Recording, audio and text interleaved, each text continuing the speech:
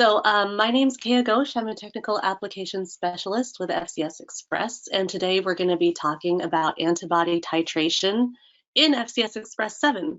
Okay, so this is actually the first time we've done a webinar like this in quite a while, although we've certainly presented data like this on site before and with screen shares with customers, and that's something we're very happy to do. So if you find that you like what you see, but you're encountering trouble implementing it on your own, you can just email us at support@denovosoftware.com, and we'll be able to kind of help you get over those roadblocks via a screen share or just via email advice, as the case may be. Okay, so let's talk about what we're going to talk about today. So first of all, why bother titrating? So if you take a look at the screen I had before in the upper right corner, I have a picture of a Michaelis-Menten regression curve. Each one of these points is actually a data point from the individual serial dilutions of the titration, and then we've figured out the Vmax and the R squared. So why bother doing this? Why not just run your serial dilutions and just eyeball it to decide what antibody titration you're going to use? Well, there's a few different reasons why you might want to titrate, okay? So, the first reason is kind of,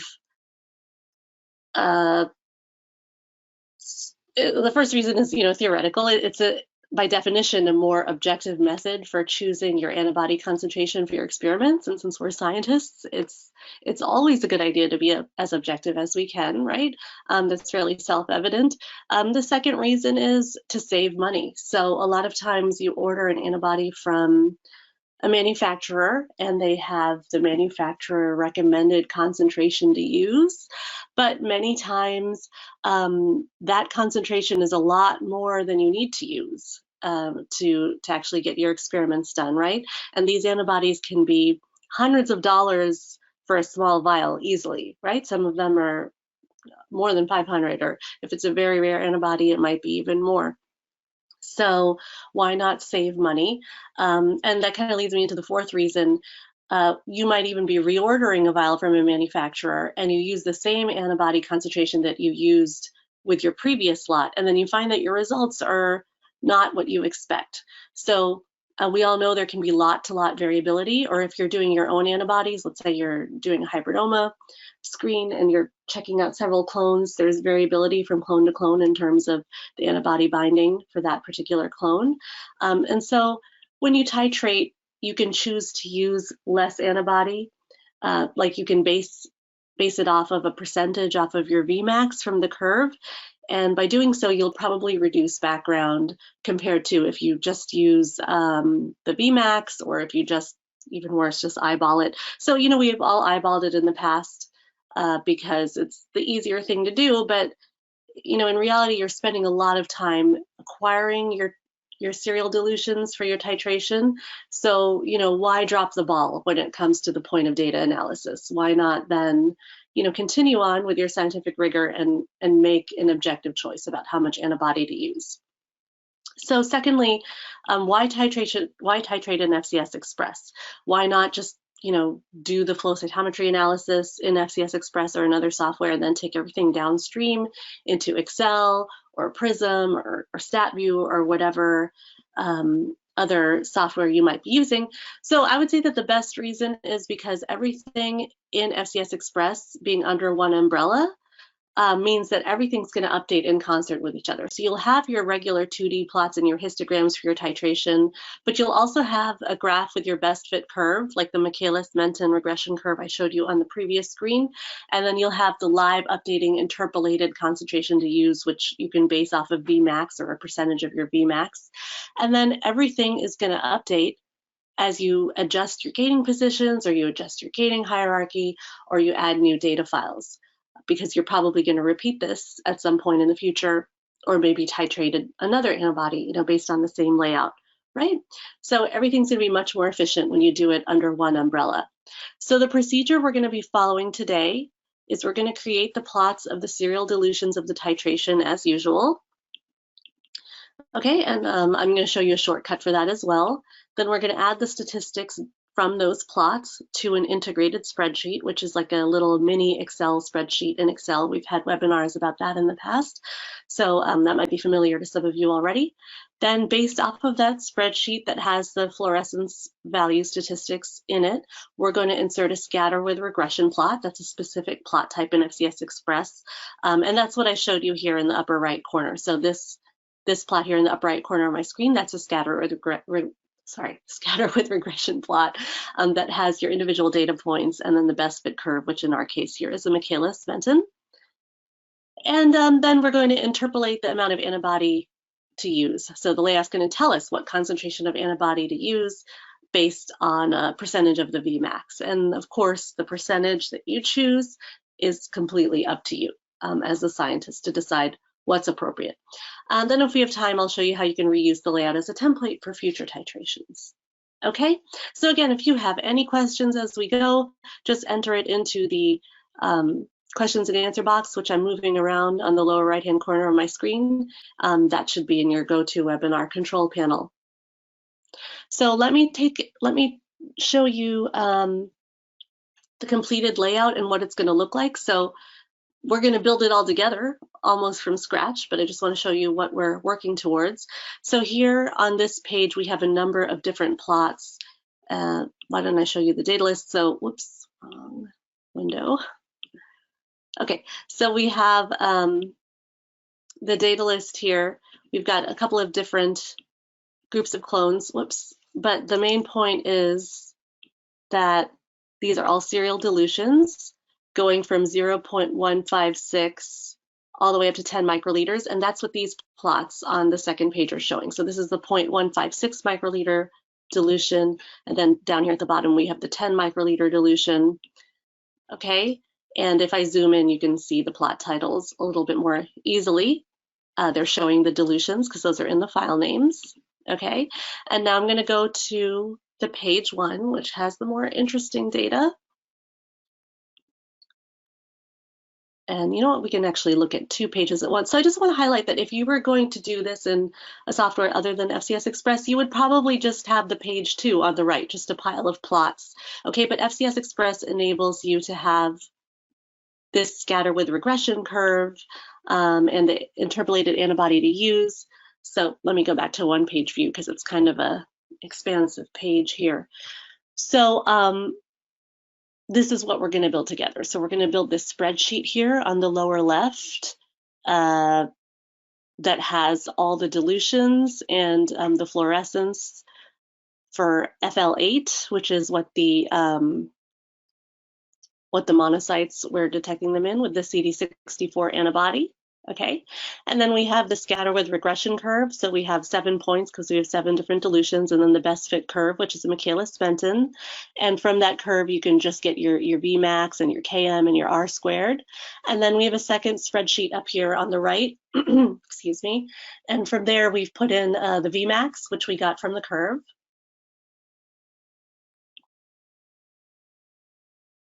And then we have, excuse me, the 80% of Vmax, which we're choosing to interpolate off of 80%.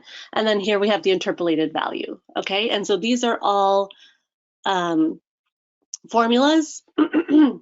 I see a question. Yeah, we do actually have these available in FCS Express 6. So if you're using FCS Express 6, you'll be able to do this just as well.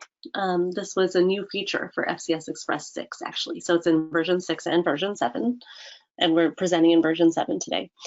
So, so let's get started. Well, before I do that, let me just show you, as you update your gates, everything is going to update in real time. So you see that the best fit curve is updating.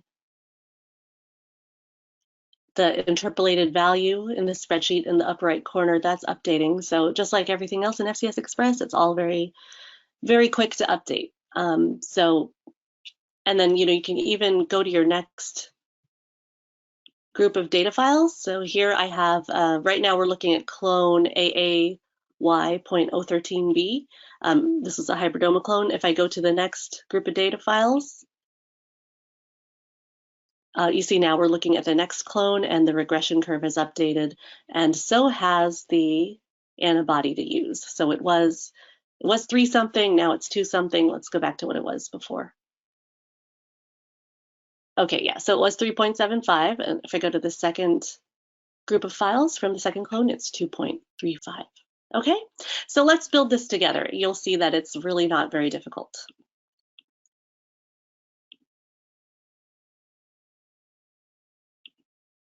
Okay, so in this layout, I have a couple of plots with the initial size gate, and I have a limps gate, and then on the right-hand page, I just have one plot from the first dilution, 0.156 microliters. So let's draw our monos gate together, because that's what our CD64 is recognizing here.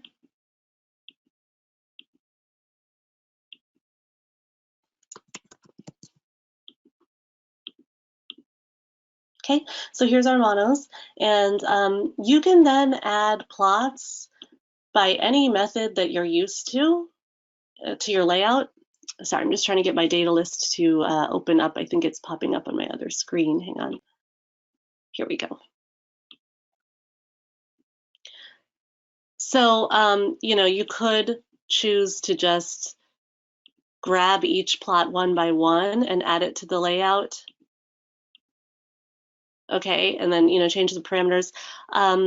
Or, you could duplicate plots and change the file on it. So you could highlight this and do a Control D if you're on a PC or Command D if you're on a Mac, and then change the data on this selection just by dragging and dropping.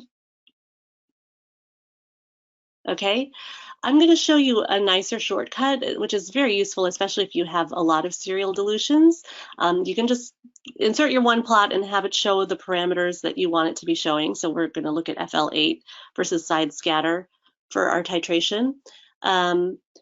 And you can have FCS Express automatically insert this same plot for all of these dilutions in your data list. So to do that, you could use this home, duplicate, multiple duplicate, and next shortcut.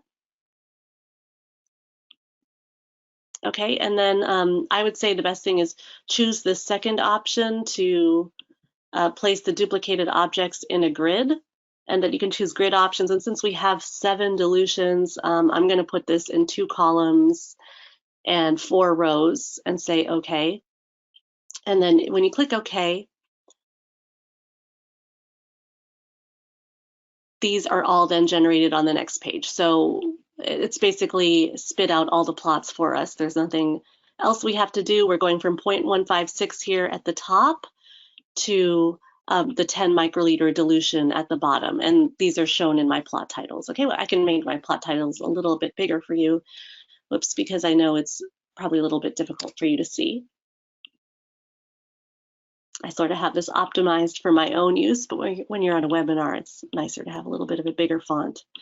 Okay, so now you can see clearly it's going from 0.156 to 10 microliters. Okay, so now I'm going to go to my first page again, and we're going to start building a spreadsheet. So remember, the first step is to build a spreadsheet with all the statistics that we need. So you can get that here from the Insert tab, Insert New Spreadsheet, and I'll just call this the titration. So there's a couple of different ways you can populate your plots, populate your spreadsheet. First of all, why don't we just title these columns? So this first one will be the concentration, and then the second column will be the median FL8 of the monos.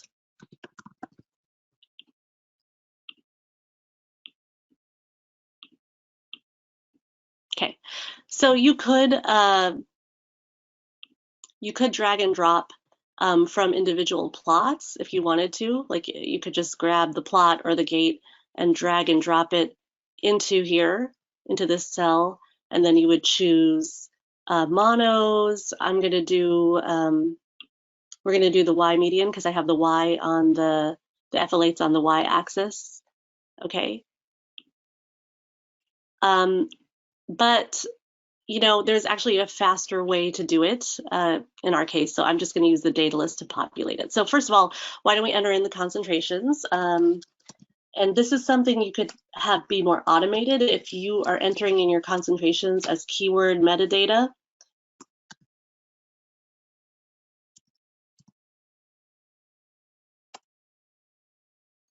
then you can have FCS Express pull in those keywords here into the spreadsheet rather than typing it in freehand. But I don't believe we have that here. So now we can just grab from the data list. So rather than dragging and dropping stats from the plots, I'm just going to populate the spreadsheet stats from the data list. And this is going to happen in one fell swoop. So I just, sorry, let me do that a little bit more slowly. So you just can select all the files in your data list that are participating in your titration. I did a Command A, or if you're on a PC, you do a Control A to select all, and then just drag and drop them into that cell. And you'll say, okay. And now I'm going to select monos, median, and here we need to select the FL8, well, the parameter of interest. In our case, it's APC FL8 log, okay? And say okay. Okay, so now these have all come in. You, of course, want to make sure when you're doing that your data list is in order, because you want the titration to go in order from either highest to lowest or lowest to highest. So you can always reorder the files by using these little carrots here in your data list. You see the mouse over hint says move selected files up, move it down. Okay, so now we have this spreadsheet and I'm going to hit save. It's always good to save your work as you go. So let's put in a scatter with regression curve based off of this spreadsheet. So we'll come up here to the Insert tab and click on Scatter with Regression and just draw it to the size that we want. Okay, so you see right now the axes are just defaulting to A and B. We want the axes to default to this text here in the spreadsheet. So let me show you how to format the spreadsheet so that it does that. So you can just right click on the spreadsheet and say Format and come to Spreadsheet Data. And you'll want to check this box, Use Values in First Row as Labels. So then you see that the scatter with regression plot has now updated to show the concentration on the x-axis and the median FL8 monos on the y-axis. If you had set up your spreadsheet differently, or if you had extraneous columns, you can just click here on the axes and change it to whatever column of the spreadsheet you need it to show. Okay, so now let's change this best fit curve. It's defaulting to linear, which is not appropriate for us. So we will go into our formatting options.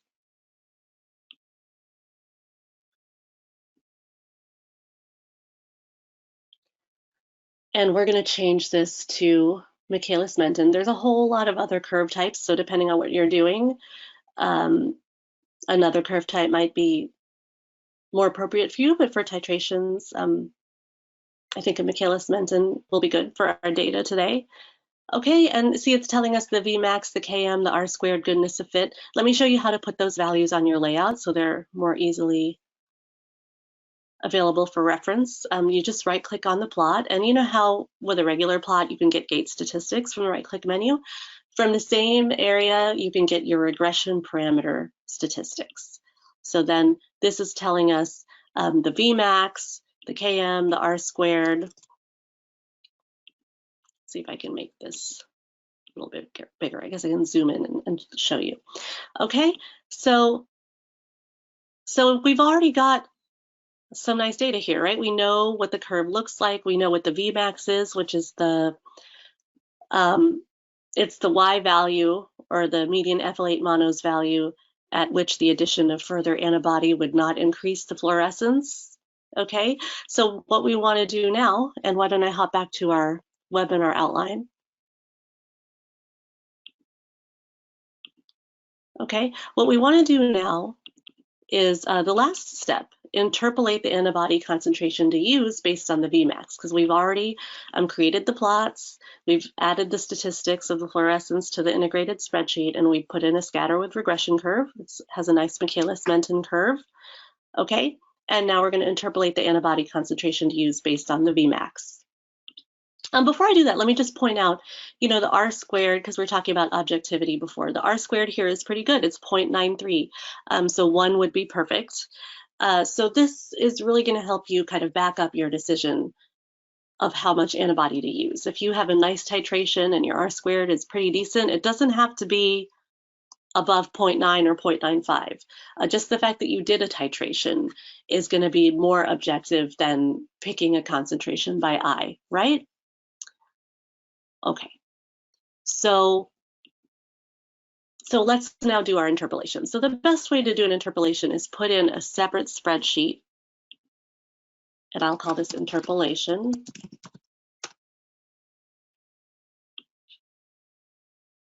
Okay, and I'm going to put in a couple of columns. So since we're going to base it off of the Vmax, I'll put in a column for Vmax. And you can choose to do your titration based on, do your interpolation on any percentage of the Vmax that you think is appropriate. I'm going to choose, why don't we choose 85% of Vmax? And then we're going to have a last column for the antibody to use, interpolated X from Y. Okay, so let me wrap this text so that we can see. Okay, so let's put in the Vmax. So we can grab that just from grabbing this plot and dragging it into that cell, then say OK. And we don't want a regular 2D statistic. We're going to choose regression parameter statistics from this top menu here. Select a statistic, and then you can choose VM from the box. Okay, and now this part is just like regular Excel. You're all used to doing typical arithmetic formulas in Excel. So I'm going to type in equals and type 0.85 times this value and hit return. Okay, and now this is the antibody to use interpolation. We need to look up the syntax of this formula. Okay, so to get your help, you can go to File, Help, and I believe if I open Contents, it should open up. Oh, whoops. Okay, well, this opens the PDF. That's fine. I mean, I could search the PDF. I actually find it more convenient to search online our manual. So, whoops, sorry about that. Okay, so why don't we do it that way? So we're going to go to File, Help, Tutorials, and then this should open up in a browser. So that's here on my other screen. I'm just dragging that over. Okay, so now we can search for the spreadsheet formula definitions, or yeah, it's probably best to search just for the word spreadsheet, and that will take you to the page where you get the syntax. So okay, so here we go, spreadsheet formula definitions, and let's see. So I think it's going to be under regression. Statistical functions. If you keep scrolling it, you'll find it. But let's see if we can find it by looking for the word interpolation.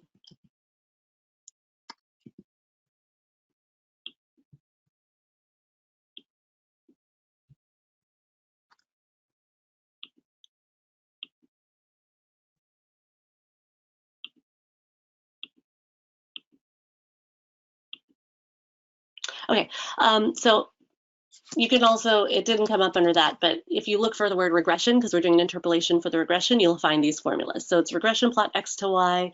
We want this second one, regression plot Y to X, because our Y value is 85% of Vmax, and we want to get X, the concentration of antibody to use, based on that. So here's the syntax, okay? So we don't have to type in this full formula. We can get that from the formula tab, but we do need to know what each of these terms are that go in the parentheses. So the first one is plot number. That's going to be the plot number of the regression plot, and I'll show you how to get that. The second one is overlay number, which is always going to be 2. Don't worry about why, it's rather arcane. Just always type in 2 there. And then the Y known value is going to be our 85% of Vmax. We'll get that from the spreadsheet itself. Okay, so let's put in this formula together. So we're going to come here into our spreadsheet, and click on the cell, and then you have the Spreadsheets tab here at the top, and click on Formulas. It's going to be here under Statistical. Let's scroll down until we get to the R for regression plot y to x. Here we go, regression plot y to x, that's what we want. Okay, so now we're going to go into the parentheses. Well, first of all, let's find the plot number. Remember, that was the first term we need to enter in. So you can get the plot number of this regression plot, the scatter-width regression plot, simply by, while the plot is deselected, not selected, just mouse over it with your mouse, and you see the hover text there in beige. It says it's 82. Okay, so that's one way to get it. You can also double click on the plot if you're having trouble seeing the hover text.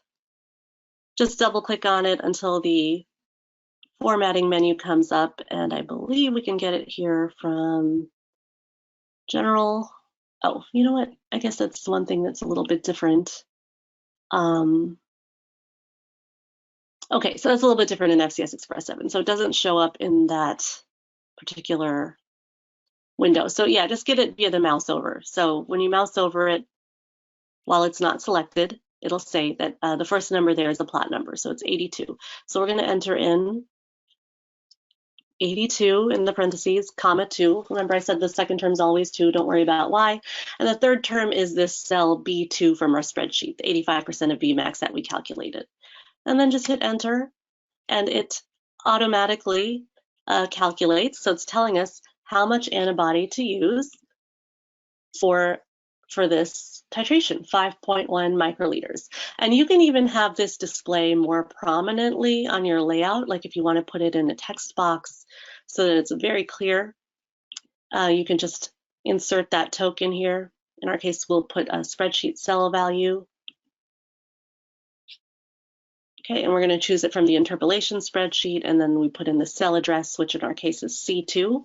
That's this one right here. Let me see if I can circle it. Usually my drawing tools are not working. Oh, great. Okay.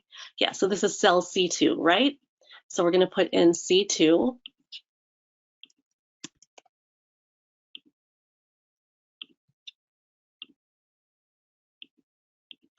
Okay, now we can put in some free text.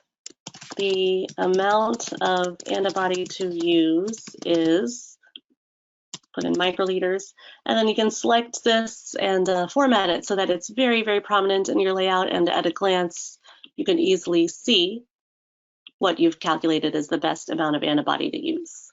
Okay, so do you have any questions? So, you know, this is all going to update like I showed you before on the completed layout. When you move your gate around, it's going to update in real time, right?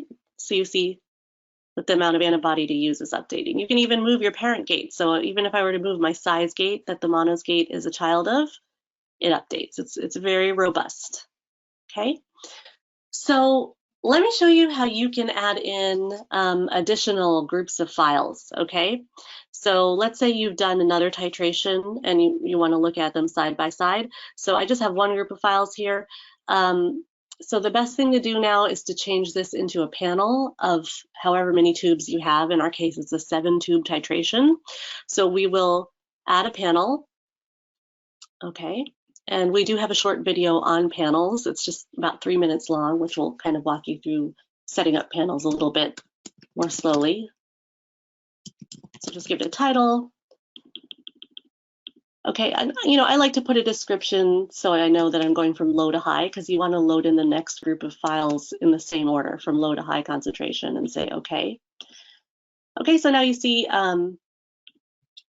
this has been added to the data list in terms of the tube description, low to high. And now the data list, FCS Express understands that whenever you use this layout, you want to use it in groups of 7 tubes. So now I'm going to add in the next group of 7 tubes, and you'll see everything's going to update.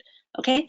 Oh, before I do that, why don't we add the clone here, the clone keyword. So we'll see that the clone keyword updates when we go to the next group of files. Okay, so we will go keyword. So remember I was mentioning you can use keywords to put in your concentrations in the spreadsheet.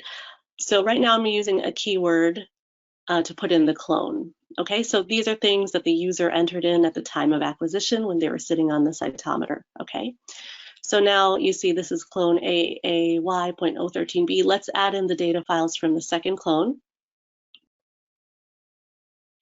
I think these are on my desktop. Yep, clones. This is the second clone, so we'll add in these 7 data files. Okay, now remember, if these don't come in the right order, like they did come in the right order for me because alphanumerically it happens to work out, but if they don't come in the right order, you can just reorder the tubes just by clicking on the tube in the data list and clicking up or down right over here. Okay, so now when I go click next on my data tab, change data on all objects, I'm hovering my mouse over it right now, everything is going to change to the next group of files. So you will see that the amount of antibody to use is going to update, the curve itself is going to update, all these values in the spreadsheet are going to update, of course, because that's what everything's based on. Okay, so let's click next and see what happens. Okay, so now you see it's updated. We're looking at a different clone, DEZ.016b.18. The amount of antibody to use is less than before, 3.24, and our curve updated too, right? And everything is live updating just like it was before. Okay, so and then you can even look at, of course, the plots, the raw plots, they're here too. So let me lastly show you the last thing I wanted to show you here was how to reuse this layout as a template for future titrations. So if you think this is something you're going to do quite often, I would say it's probably worthwhile to save this as an empty template. So I've already saved this as a panel. I'm going to now save it as an unlinked or empty panel so that when I close and reopen it, it's going to come up empty. The plots will be empty, there'll be no data files, and it's just ready to receive the data files from your next iteration of this experiment. Okay, so let's go File, Save As, and we'll call it Template. And you want to choose Unlinked in this case, okay? Because like I said, this is the version of the layout that isn't linked to any particular file, so it's just going to be empty. You'll have the outline of the plots and everything, but it won't have any data in it, okay? And it's good to give it another name when you do that, because you don't want to accidentally overwrite your previous version that did have, you know, the first batch or the first couple of batches of data that you already processed. Okay, so I'm going to say Save. And now we will close and reopen it. It should be in our recent docs. Here it is, CD64 titration start one plot template.va.